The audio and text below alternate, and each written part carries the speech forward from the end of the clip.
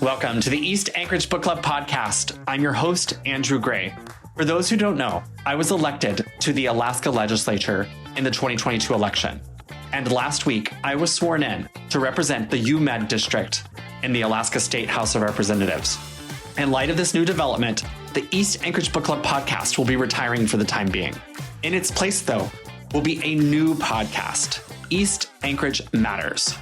The format will include an update from me regarding happenings in Juneau, but will still include an interview with an Alaskan of interest. In our first episode, which follows this introduction, we have Senator Löki Tobin, who represents downtown Anchorage. I want to thank all of you for listening and supporting East Anchorage Book Club podcast, and I would like to ask that you please subscribe to the new podcast, East Anchorage Matters. I so appreciate your listenership and hope that you'll continue to tune in. So here is that first episode of the new podcast with Senator Löki Tobin. It begins with Löki speaking. These microaggressions are ones that I purposefully welcome because I want people to ask me. I want to be in a moment of education and of learning. And I want to have the door open to remind folks that our state is one of the most diverse in the nation. The generation beneath me is one of the most diverse that the world has ever seen. And yet the people in this building are overwhelmingly white.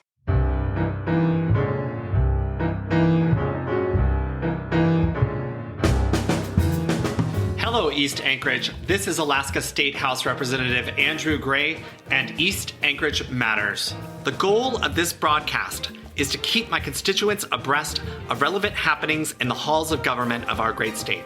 I'll follow each update with a frank conversation with an Alaskan of interest. But first, the update for today, Monday, the 23rd of January, 2023. I had hoped that after November's election, I'd have a break from the crazy schedule of the campaign, but I was wrong. The past couple of months have been overflowing with meetings with all kinds of organizations. Also, the state offered new legislators like me over 40 hours of orientation. The orientation sessions were in person, which gave me the chance to meet some great new lawmakers from all over Alaska. I will be working with some really wonderful new representatives, many of whom I hope to have as guests on this podcast. This past Wednesday, a Republican-led House majority was formed when Representative Kathy Tilton from Wasilla was elected as our Speaker of the House. Although I, myself, am in the House minority, many of my new friends are in the majority, and I'm confident that we will find plenty of space for collaboration. We got our committee assignments late last week, and I will be serving on the House Judiciary Committee, as well as the Community and Regional Affairs Committee. My first Judiciary Committee will be this coming Friday, and we will be discussing a couple of new pieces of legislation, including one regarding a proposed spending cap. Tonight, I will be attending Governor Dunleavy's State of the State address. As far as particular issues of importance that my office is tracking, the most alarming deals with SNAP benefits. SNAP is the former food stamp program, and it stands for Supplemental Nutrition Assistance Program. On January 20th, the state of Alaska was sued by 10 residents over unacceptable delays in providing SNAP benefits. Over 80,000 Alaskans receive SNAP benefits, but many are not receiving the benefits that they qualify for and therefore are potentially going hungry. The current estimate is that about 8,000 people are not getting the assistance that they absolutely need and qualify for. The reason is that the Alaska Division of Public Assistance is dealing with a backlog of recertification applications due to a staffing shortage. On January 3rd, the Anchorage Daily News published a story citing anonymous sources that, quote, blame the backlog on chronic understaffing and say deep workforce cuts in 2021 sent the division into chaos, end quote. Normally, the division has 30 days to process a recertification application, but now that backlog is resulting in delays of 2 to even 4 months. If you or someone you know need assistance with SNAP benefits, you can call the Alaska Virtual Contact Center at 1-800-478-7778. Now for the interview. It's a great honor to have as our first guest, Alaska State Senator Löki Tobin. Löki is a lifelong Alaskan who was born in Nome and is named after her dad, Charles Lewis Tobin, who goes by the nickname Lou. In our most recent statewide election, Löki won the Senate race to represent downtown Anchorage. That seat had been held by former Senate Minority Leader Tom Begich. Löki had been a staffer for Tom since 2019. Löki Tobin, welcome to the podcast. Thank you, Andrew. I'm very excited to be here. I am very grateful to have you here. I think a good place to start is with your name. It's your first name. It's L-O with an umlaut, K-I. And what we hear people often say is Löki, but you phonetically spell it a lot. I've heard you correct people a lot. The correct spelling is Löki. The correct pronunciation is Löki, and it's kind of a silly story. My father, who used to drive tugboat in Nome, had the opportunity to name the girls, and my mother would name the boys. And he spent countless hours on the water trying to think of these alliteratives of his name and his wife's name that also did not involve multiple letters. He was very cognizant about having less than 5 letters in each name, and that he really appreciated Norse mythology and the stories of the North and the Arctic. He himself being from New York, it was a bit of a lore, this idea of this mythology and this mythos. And so he stumbled across Norse mythology. He saw the name Löki and immediately thought this would be a really fun name to play off of, and I could make it something cool. And so he adds these umlauts because it's 1983. There's no such thing as computers then. And immediately everyone starts asking him about these. He calls me baby umlaut. He thinks it's very kitschy and fun. Lo and behold, a series of tubes create the internet, and I have now been called all iteratives of some form on Löki.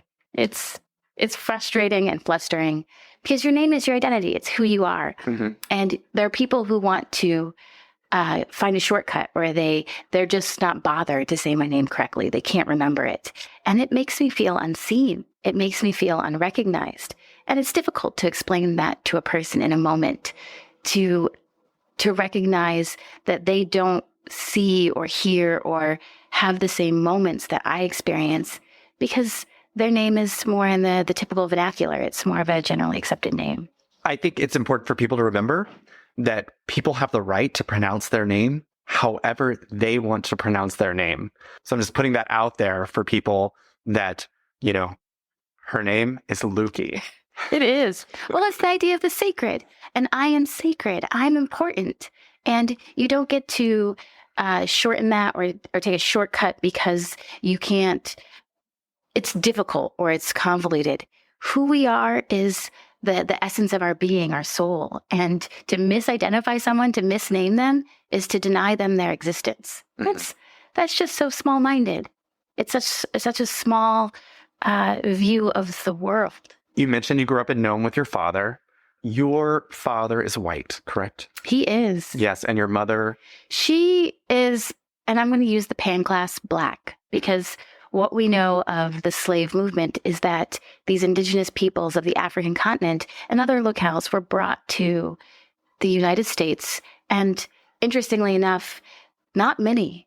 Comparative to places like Jamaica or Brazil, the United States didn't receive very many slaves, but because of colonization and white supremacy and all those words that we can throw out there, they lost their identities. So I know my mother is brown. I know she has family that was identified to come from Alabama, that my great-great-grandmother was a slave. My great-grandmother was a sharecropper. And that's about all I have. That's all I really know. My grandfather on my mother's side is a little bit of a different story. He's part of a freed slave group that settled at the end of Long Island in the Shinnecock area. And so he is indigenous, but the blood quantum and the tribal recognition and all those things are caught up in a time and a period where Black men particularly, and especially in the North, were also not given an identity. We're not recognized.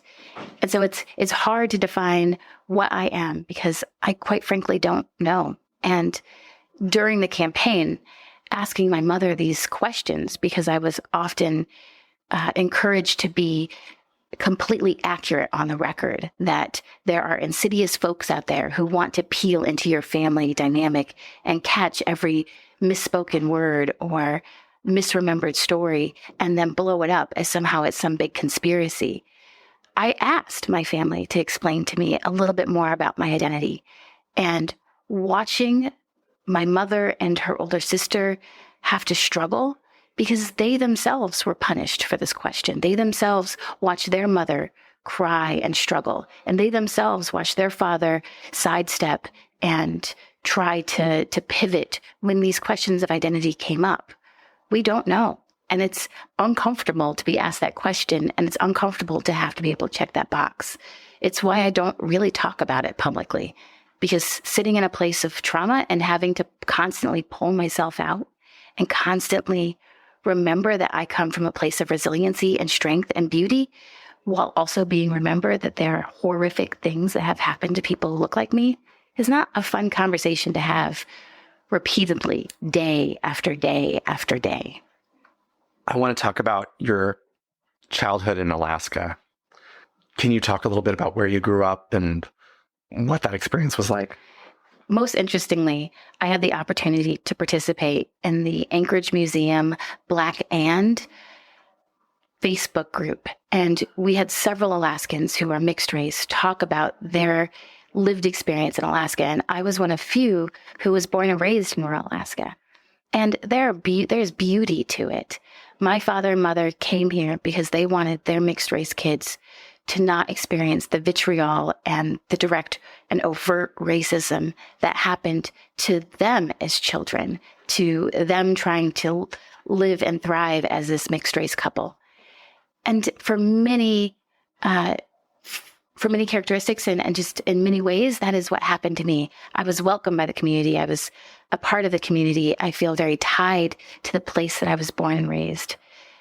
But there's also a truth in that I was a hyper minority, not only in the school and in the community itself, but also in my own home. My mother tells a story about one of her significant fears in marrying my father.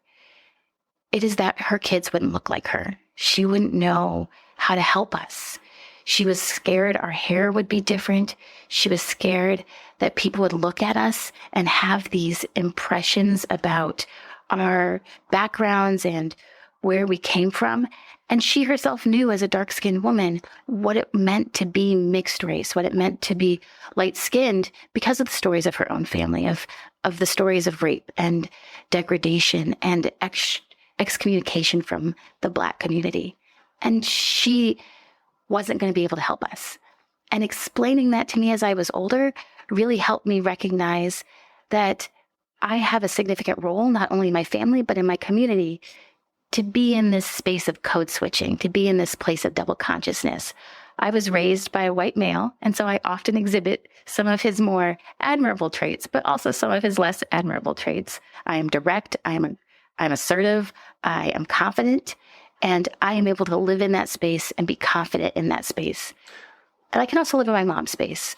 I can also recognize what it's like to be a minority and to be unseen and unheard. And particularly with my name, I have a very innate understanding of what it means to be in a room full of someone who doesn't see you for who you are or who is uncomfortable with who you are.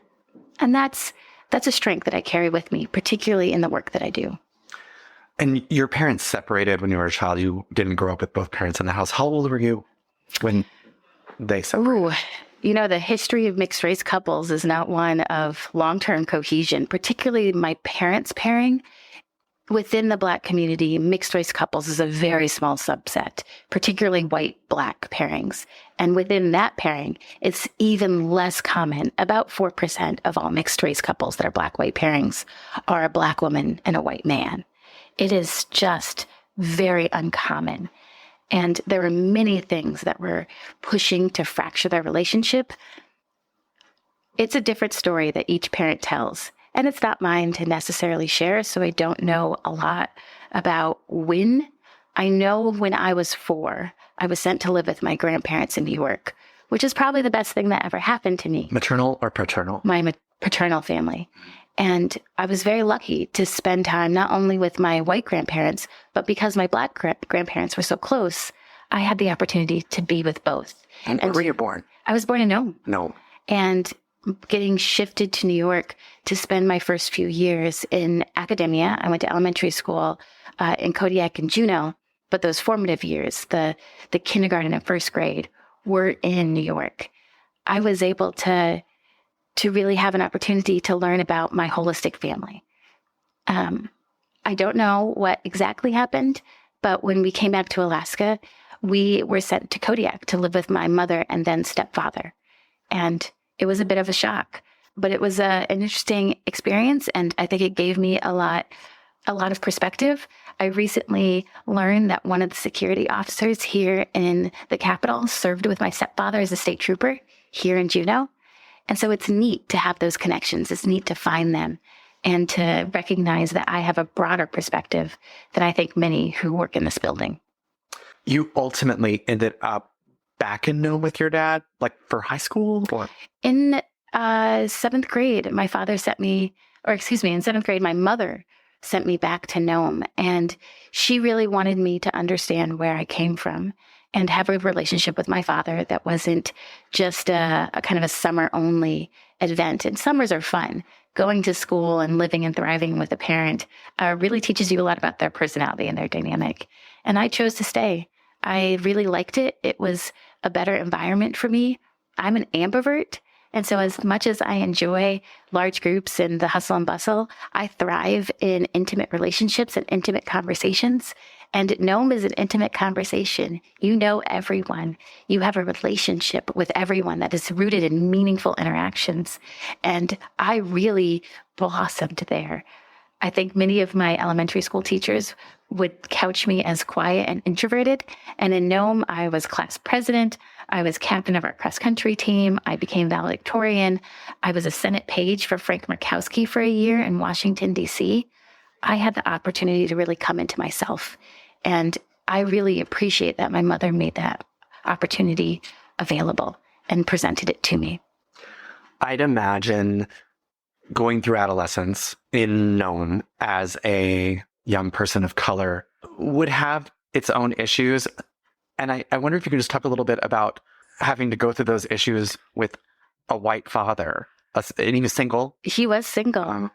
Yeah, that is a really good question. I will tell you a very poignant memory. Very early on, my mother was adamant that she would not relax our hair, that the chemicals that go into straightening young people's hair cause all sorts of long-term complications. And unfortunately, due to a melange of factors, we ended up straightening our hair. And we get to Nome. You and your sister. My sister and I. And there's many factors of why my mother chose to go that route. But going to Nome... Because your sister was with you? My sister, yes. So you and your sister went to live with your dad. So your dad and two girls. My dad and two girls for the first year. And here we are with relaxed hair that you have to keep up. It's not something that you can... Were there Black women in Nome who helped you with that? It's a part of the story. It's a part of the story. So there's this situation where we have our hair that needs to be chemically relaxed every 3 months. The new growth does. And my father, for the listeners, they don't know that he has no fingers. So unfortunately, in a tugboat accident, he lost the tips on one hand. And then when I was young, during an accident with a circular saw, he went over the other hand and cut off all of his fingers on his left hand. So he has fused bone in his pointer, but the 3 remaining fingers don't really work. They're just more aesthetic. They're there for aesthetics. So he doesn't have the dexterity to do the fine negotiation it takes to get into the roots and to relax the hair. So he starts looking around the community of Nome, and there is a Black principal at the elementary school, Lois Mance, who actually became a principal at Fairview Elementary in the tail end of her career. And then there is a woman who is from Alabama whose husband is from Sierra Leone. This is the breadth of the Black experience in Nome. And he is asking them if they will help with our hair. Well, particularly the principal at the elementary school grew up in a very southern part of the state. Her experience with Black hair is that of Black women who present and have darker skin and have more coarse hair than I do. And her action in my hair was probably the most painful thing I've ever experienced in my life. And she would pull and tug and call me tender-headed and would burn my forehead with the curling iron and the flat iron. And they used to use these things called hot combs. And she put butter on them to stop the burn as an old wives' tale.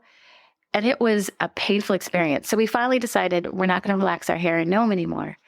Well, the unfortunate part is that once you stop relaxing your hair, the new growth is stronger than the growth that has been chemically straightened. And so you start having breakage. It breaks off. So at some point, my father decides, well, he'll just clean it up and make it look nicer.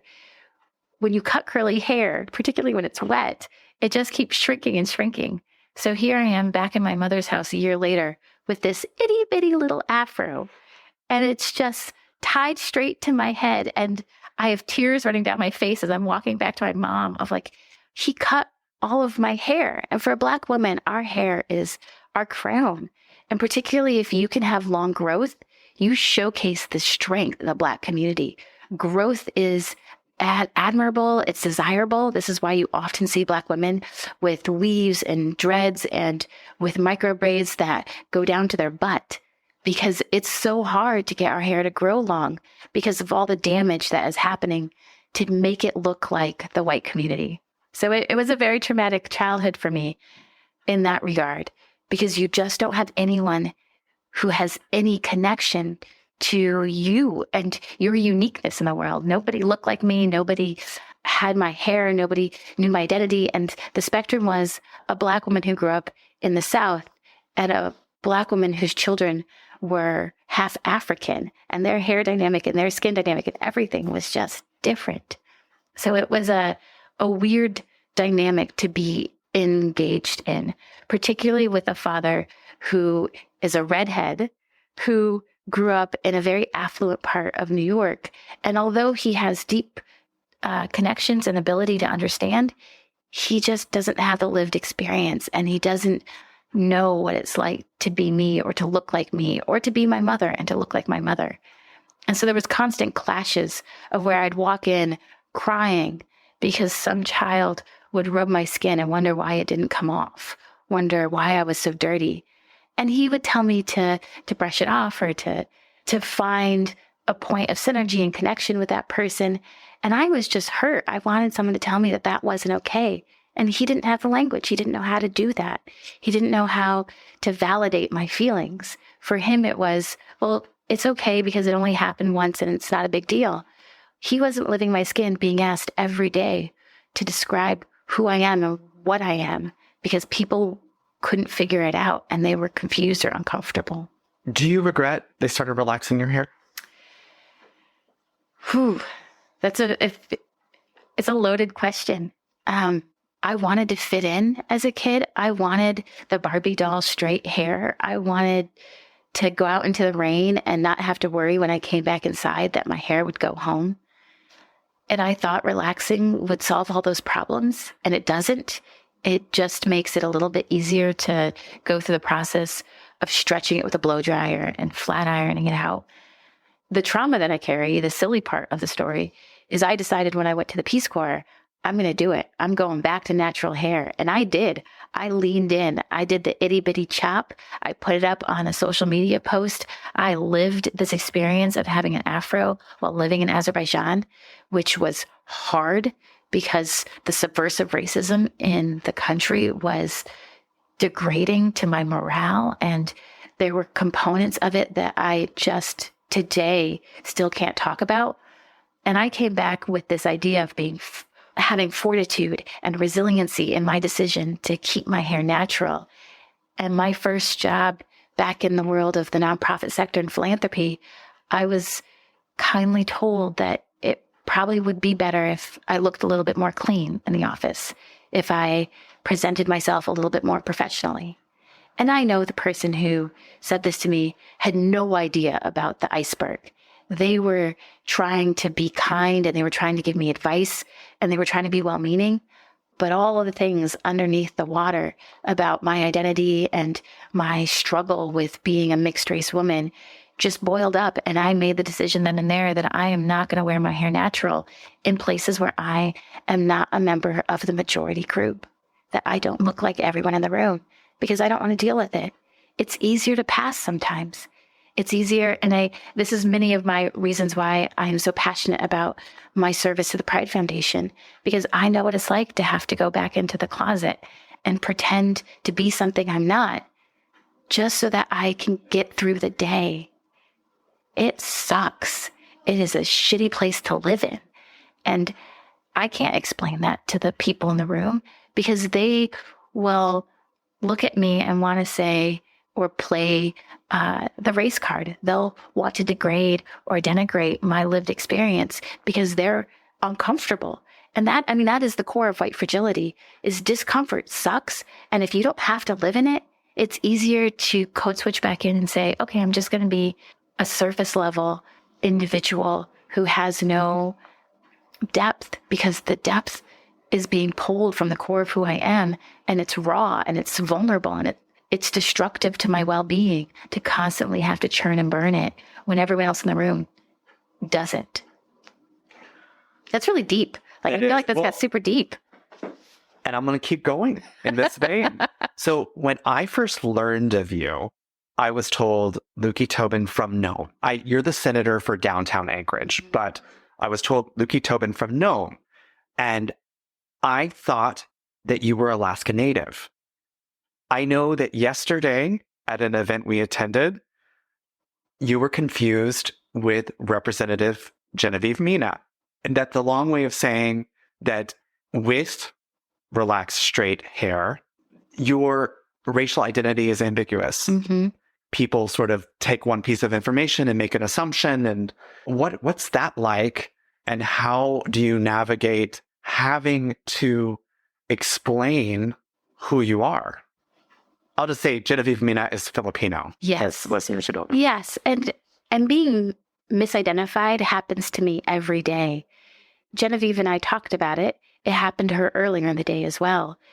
When you have few people who represent the diversity and breadth of your community in a building of leadership, it is bound to happen more often than not. And I would like to say that it is going to be an occasional or potentially episodic event. I am pretty confident at this point to say it's going to be daily. I was asked yesterday, what am I? Twice in one day.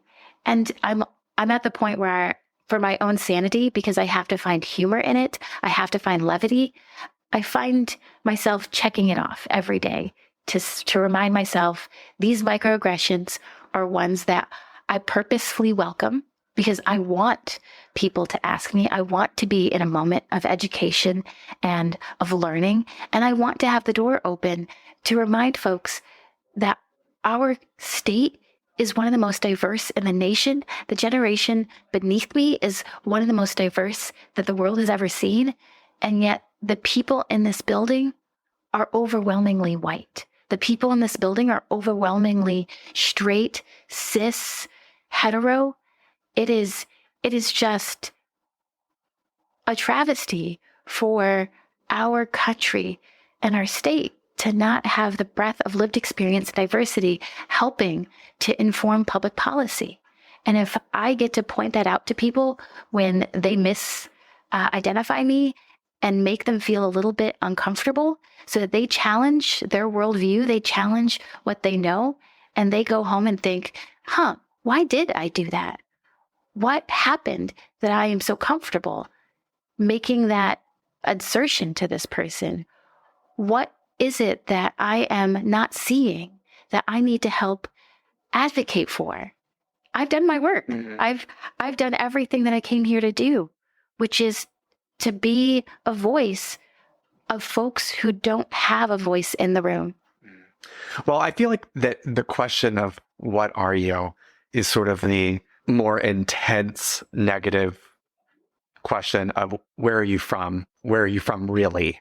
To the child of immigrants, etc. Yeah. And I guess what I'm wondering if there's a way for you to educate our listeners.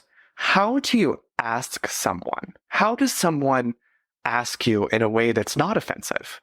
What is your racial identity? And I guess maybe the question is that for people who want to be as non-offensive as possible, I think a question that comes to them is like, well, why do I need to know? Yeah. And so I think there's, it's a difficult tightrope walk. How do we know that you're mixed race, African American, white, if we don't know? How do you want that? How would you like that conversation to go? I'm going to go in two veins here. The first is, it's always going to be offensive. Asking a person an intimate question that seems benign on the surface, but with a moment more of forethought would remind you of the complexity of our nation's history or that person's identity, is never going to come across as something that's not intrusive. The same question I get asked around why I don't have kids. That is a loaded question. And I can outline my entire medical history for you. I can talk about my family's dynamic. I can talk about my choices. But why? Like, what's the purpose of it? What are you trying to get at? And so I often remind folks that it's okay to just say, this isn't going to come across well. And I'm curious because I want to learn, I want to grow, and I want to make sure that when we are sharing our stories in this room, that we are representing our lived experience and we come from a place of authenticity. So I'm going to ask you a question that I know you get a lot. I am cognizant that it's an uncomfortable question, and I want you to answer this any way you want. And do I have your permission to ask, what are you? Give the person the agency to say, yeah, I don't want to talk about it today. Yeah, I would love to answer that question. Yeah, I would love to have a deeper dive into this dynamic. And no, as the asker, once you ask this question, you have to be prepared for the answer you're going to get. You have to be prepared to live that person's truth with them. And there is going to be all sorts of beautiful gems that are revealed, but there is also going to be a lot of historic trauma and intergenerational trauma and discomfort. And we as a people dislike discomfort. So be prepared to live in discomfort for a moment. Join that person in that discomfort. Be authentic in that. And then the other part of it is recognize there are people like myself and Genevieve. We want to share that. We want to be here to challenge that. And I can't necessarily speak for her in saying that she welcomes these conversations, but I do know that she loves her identity as Filipino, and that is a part of who we are that we wear on our sleeve. The cool part is there's so much more about me than my racial identity, and that is one component. So if that is all you're curious about, challenge yourself about why that's the only thing that matters, because there is so much more to that person that is fun to explore and to navigate. Interested people are interesting. And that's what you want to be, is interested, but it's also interesting to share a part of your vulnerability and yourself in that conversation. We're getting near the end of our time, Senator Tobin. I just want to give you the opportunity to talk about being a senator and what that's like and what you hope to achieve and what you see as your mission. Yeah. I had the opportunity to speak to a group of university students yesterday. Interestingly enough, the professor who is walking them around the building was on my master's degree development committee, he was on my master's degree graduate committee. And it was fun to have this moment to share with them what the transition has been like for me, what the realizations have been. I myself came into this role as a staffer, and now as a legislator, I often want to text my former boss apologies, because now I understand why his phone was always dying. I understand why he lost an eyebrow mid-session. I understand why... I'm so sorry. How did he lose an eyebrow? Stress. And the way that stress exhibits in your body. I can't keep a fingernail. My fingernails keep breaking. And for the longest time, I couldn't figure out why. And I realized my body is holding stress. You're always hungry, and yet you never want to eat.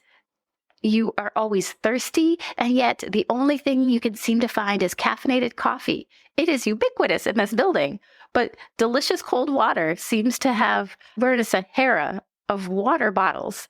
It is a fascinating experience. I have learned that the only way that I can live it and that I can transmit what I am learning to the community is to be authentic. Yesterday, I was told I swore more than any other legislator that those students have heard. And at one point I was embarrassed and said, I am sorry. And one of the students said, you're just being authentic. And I realized that's the strength of being in this building, in this room as me, is I don't have any airs. I'm not bougie. I don't come from a long political family. I don't have a story that is rooted in this incredible transformation into a political servant like yourself. I just happen to be here and I enjoy policy. I enjoy communicating with the public.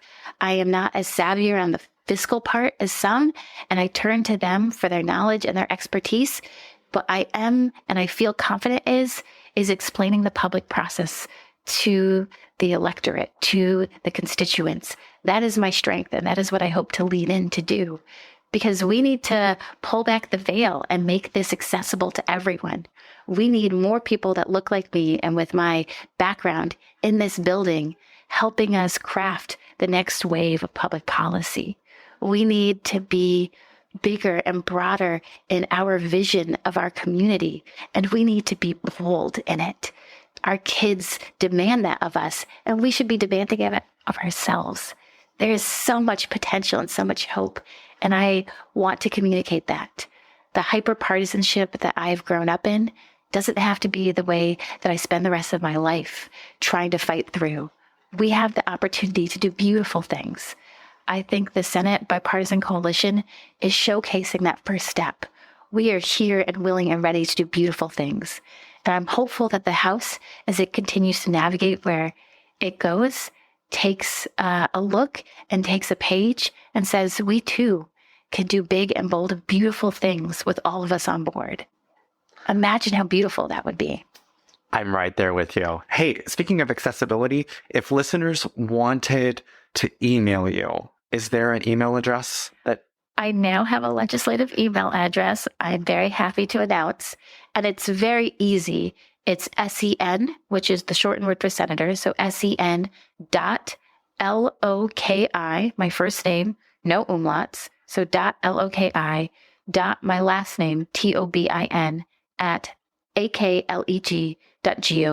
So it's sen.löki.tobin at akleg.gov. Thank you so much. Thank you so much for your time today. Thank you. I am so happy that I am going to work every day in the same building with you. And I look forward to having more conversations with you, Senator Tobin. Very much so. Well, I will tell you that we have taken a page from you, and we will also be starting a podcast called The Latest. And I am very excited about the accessibility that we will be offering our constituents. I know many in the visually impaired and blind community have struggled with the paper newsletters and the electronic newsletters. And I'm excited about this new forum because I think it gives us more opportunity to share our message and just share what's happening in this building with Alaskans. Thank you so much. Thank you to Corey Coolidge for editing this episode and to Van Sanders for our graphic design. Gratitude to you, our listeners. If you like what you heard, please subscribe and recommend us to friends. Email me any questions, comments, concerns, advice, or issues to rep.andrew.gray@akleg.gov.